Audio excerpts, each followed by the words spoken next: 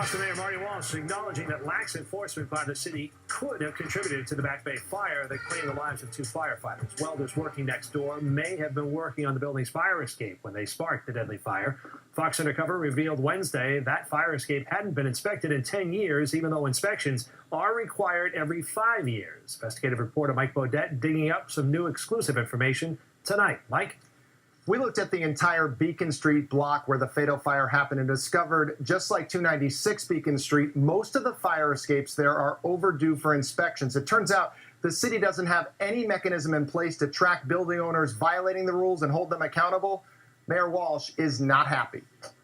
Are you concerned that inspection wasn't done since 2004? Of course I am. And it's something that, constantly every day it seems like something new is coming up around inspectional services, and we are looking at revamping a lot of the procedures in there. Boston Mayor Marty Walsh talking about 296 Beacon Street, the place where welders may have been working on the fire escape when they sparked the inferno at 298 Beacon Street, a fire that killed Boston Fire Lieutenant Ed Walsh and firefighter Michael Kennedy.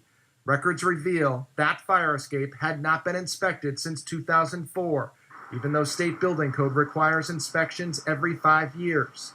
So the fire escape should have been inspected in 2009 and then again this year, which raises a troubling question according to fire code expert Amy Cronin, president of Strategic Code Solutions. We have to question if it had been done in 2009, perhaps there may have been some damage there.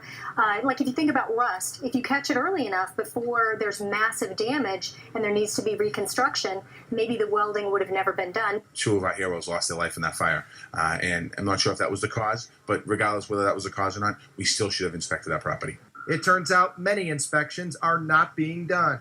Fox Undercover looked at fire escape inspection records for the entire Beacon Street block where the deadly fire happened. 2/3 of those fire escapes are overdue to be inspected. 1/3 of the fire escapes on the block haven't been inspected in 10 or more years.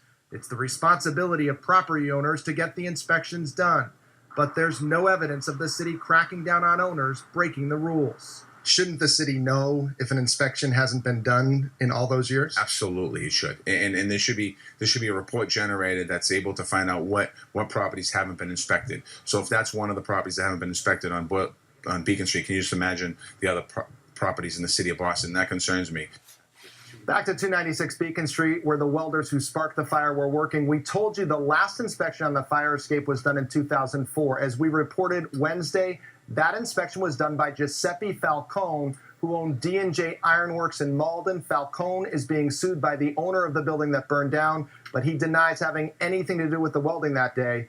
No comment from the owner of 296 Beacon Street, which did not have the fire escape inspected for a decade. I'm Mike Bodette for Fox Undercover.